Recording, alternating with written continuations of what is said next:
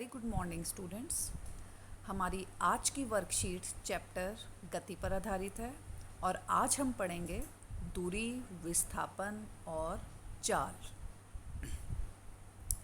आप अपनी पिछली वर्कशीट में पढ़कर आए हैं कि आपने किसे अदिश राशि कहते हैं, सदिश राशि कहते हैं, ठीक है ना, जो बहुत ही इम्पॉर्टेंट पॉइंट्स हैं। तो एक वस्तु की चाल, या आप कह सकते हैं कि अगर हमें ये बताना है कि एक वस्तु गतिमान है या रुकी हुई है, विराम अवस्था में है, तो उसके लिए हमें यह पता होना चाहिए कि उस वस्तु की स्थिति क्या है। तो अगर आपसे कोई भी पूछे कभी कि इस समय आप कहाँ पर हो, आप कैसे बताओगे? आप यही बताओगे ना कि हम इस स्कूल से इतनी दूरी पर हैं, या इस बस स्टॉप से इतनी दूरी पर है, या इस मार्केट से इतनी दूरी पर है। आपको एक मूल बिंदु लेना ही पड़ेगा, आपको एक रेफरेंस पॉइंट लेना ही पड़ेगा। तो आप कह सकते हैं कि एक वस्तु की स्थिति पता लगाने के लिए हमें उसका जो है, हमें एक मूल बिंदु जो है वो पता होना चाहिए। अगर उस वस्तु की स्थिति नहीं बदल रही है, इसका मतलब ये होता है कि वो वस्तु जो है वो विराम अवस्था में है। और अगर एक वस्तु की स्थिति बदल रही होती है, तो इसका मतलब ये होता है कि वो वस्तु जो है गतिमान है। एक वस्तु द्वारा तय किया गया कुल पथ उसकी दूरी कहलाता है। एक दूरी जो है, आपकी दूरी का एसआई मात्रक जो होता है मीटर, दूरी को हम मीटर में मापते हैं। दूरी हमेशा धनात्मक होती है। धनात्मक मतलब आपका आंसर जो है हमेशा प्लस आएगा। एक दूरी जो होती है, एक तय की गई दूरी कभी भी 0 या 0 नहीं होती, ठीक है। सेकंड टर्म आती है विस्थापन। एक वस्तु के जितना जो एक वस्तु की जो अंतिम स्थिति है और जो प्रारंभिक स्थिति है, उन दोनों के बीच की न्यूनतम दूरी को कहा जाता है विस्थापन। विस्थापन जो है आपका, इसको भी हम मीटर में ही मापते हैं। ये एक सदिश राशि है और आपका दूरी क्या था, एक अदिश राशि है। अदिश राशि का मतलब होता है एक दूरी को बताने के लिए हमें कोई दिशा की ज़रूरत नहीं होती, लेकिन विस्थापन अगर हम बताते हैं एक, तो उसके साथ हमें दिशा भी बतानी पड़ती है, डायरेक्शन भी बतानी पड़ती है। इसलिए इसको सदिश राशि कहा जाता है। और ये दोनों हो सकता है, धनात्मक भी और ऋणात्मक भी। तो ये माइनस में भी आ सकता है और प्लस में भी आ सकता है। विस्थापन 0 भी हो सकता है और इसका एसआई मात्रक भी क्या है, मीटर। आप यहाँ पर ये डायग्राम देखिए। मान लीजिए आपकी स्थिति ए है, आप पॉइंट ए में हैं और आपको सी तक जाना है। पॉइंट ए से पॉइंट सी जाना है। तो आप पॉइंट ए से पहले पॉइंट बी पे गए, बी के बाद आप पॉइंट सी पे गए, ठीक है। तो आप यहाँ पर देखिए आपने कितनी दूरी तय की। दूरी का मतलब होता है कुल तय किया गया पथ। 3 × 4 7 मीटर। विस्थापन का मतलब होता है अंतिम स्थिति माइनस प्रारंभिक स्थिति। यहाँ पर आपकी जो है अंतिम स्थिति है सी और प्रारंभिक स्थिति है ए। तो इन दोनों के बीच की जो न्यूनतम दूरी है वो कितनी है, 5 मीटर। तो यहाँ विस्थापन कितना हुआ आपका, 5 मीटर। तो आप दोनों में फ़र्क देख रहे हैं, ये आपकी दूरी है और ये आपका विस्थापन है। दूरी कभी भी 0 नहीं होती, लेकिन विस्थापन 0 या 0 हो सकता है।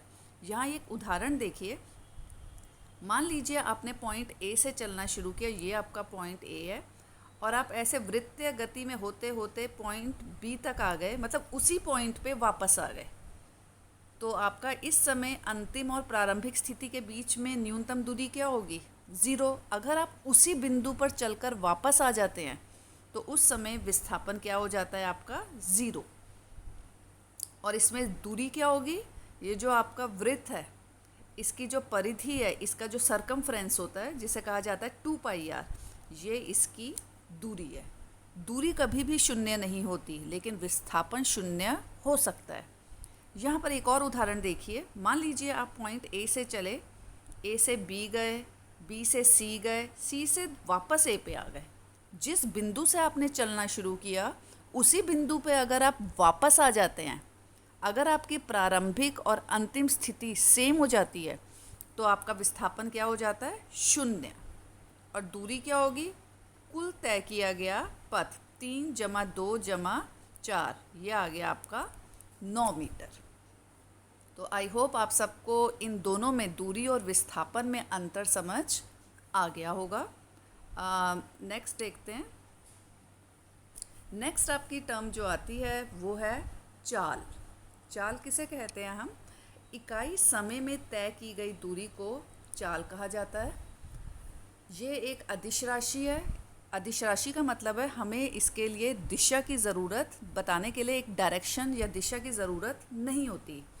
इसको मीटर पर सेकंड में मापते हैं। अब देखिए चाल बराबर होता है दूरी बटा समय, और इसको मीटर पर सेकंड में मापते हैं। चाल दो प्रकार की होती है, एक समान चाल और असमान चाल। एक समान चाल का क्या मतलब होता है, जब बराबर समय अंतराल में बराबर दूरी तय की जाती है। मान लीजिए हर 1 घंटे में आप 10 किलोमीटर की दूरी तय कर रहे हैं, तो ये है आपकी एक समान चाल। असमान चाल, असमान चाल का मतलब होता है जब बराबर समय अंतराल में आप असमान दूरी तय कर रहे हैं। मान लीजिए आपने पहले घंटे में 5 किलोमीटर दूरी तय की, दूसरे घंटे में आपने 15 तय की, तीसरे घंटे में आपने 2 किलोमीटर तय की, चौथे घंटे में 20 किलोमीटर तय की। मतलब समय अंतराल तो सेम है, लेकिन आप बराबर दूरी तय नहीं कर रहे हैं। उसे कहा जाता है असमान चाल। मतलब आपकी चाल बदलती जा रही है। एक समान चाल मतलब एक ही चाल से आप चल रहे हैं। अगर इसको हम एक ग्राफ से दिखाते हैं तो आप देखिए, एक जो चाल का ग्राफ होता है या गति का ग्राफ हमेशा दूरी और समय के बीच में दर्शाया जाता है। एक समान चाल का आप दूरी समय ग्राफ देखिए कैसे सरल रेखा आता है। और अगर आप यहाँ पे असमान चाल का दूरी समय ग्राफ देखेंगे, आप देखिए ये आपका ग्राफ कैसा आया है, आपका कर्व आया है। और ये वाला आप ग्राफ देखिए दूरी समय का ग्राफ, ये आपके जो आपकी रेखा है वो समय एक्सिस जो है, समय अक्ष के समांतर है।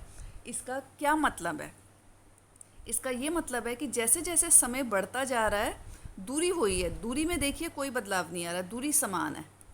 मतलब समय तो बढ़ रहा है लेकिन दूरी वही है, एक वस्तु वहीं पर खड़ी हुई है। इसका मतलब ये होता है एक वस्तु जो है वो विराम अवस्था में है, एक वस्तु जो है वो रुकी हुई है, वो चल नहीं रही है। तो ये बहुत ही इम्पॉर्टेंट ग्राफ है। इस चैप्टर से ग्राफ ही आते हैं या ये न्यूमेरिकल्स आते हैं, और कुछ नहीं आता इस चैप्टर से। तो आप यहाँ पर देखिए, लेकिन अधिकतर जो वस्तुएं होती हैं वो असमान चाल से गति करती हैं, क्योंकि यहाँ पर ट्रैफिक इतना है तो आप एक समान चाल से गति नहीं कर सकते हैं, असमान चाल से ही गति करते हैं। तो उसकी औसत चाल हम कैसे निकालते हैं, एवरेज स्पीड, तय की गई कुल दूरी और दिया गया कुल समय। तो ये आपका आ गया S/T के। ठीक है, तो आई होप आपको जो ये आपको ग्राफ और ये टर्म्स समझ आ गई होंगी। तो एक बार इसके अभ्यास के हम क्वेश्चंस देख लेते हैं क्या है। तो यहाँ पर आप अगली इसमें आइए।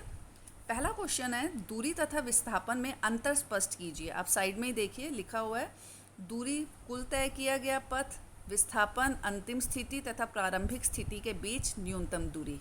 सेकंड, दूरी शून्य नहीं हो सकती, विस्थापन शून्य हो सकता है। ये अदिश राशि है, ये सदिश राशि है। सदिश राशि का मतलब होता है इसमें आपको दिशा की भी ज़रूरत होती है, उसकी मात्रा के साथ साथ आपको दिशा भी पता होनी चाहिए। दूरी हमेशा धनात्मक पॉजिटिव होती है, और विस्थापन प्लस और माइनस धनात्मक और ऋणात्मक दोनों हो सकता है।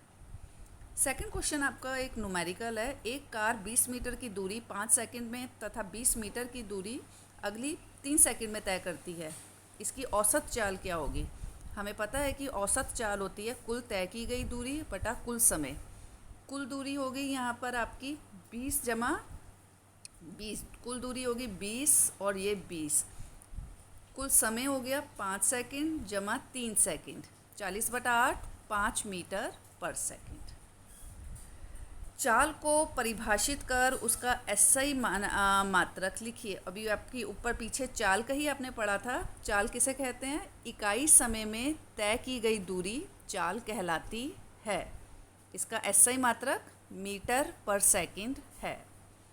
लास्ट क्वेश्चन देखिए, आपका समय दूरी ग्राफ दे रखा है ABC, और इसमें आपको ये बताना है कि किसकी गति की दर सबसे अधिक है। 3 वस्तुएं हैं, आपको ये बताना है कि किसकी सबसे ज़्यादा गति है।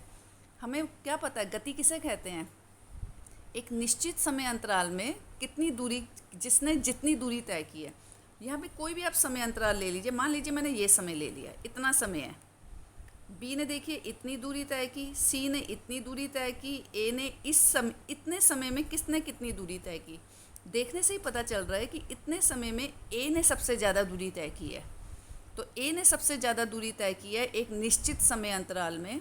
इसका मतलब ये है कि ए की जो गति है वो गति की दर सबसे अधिक है।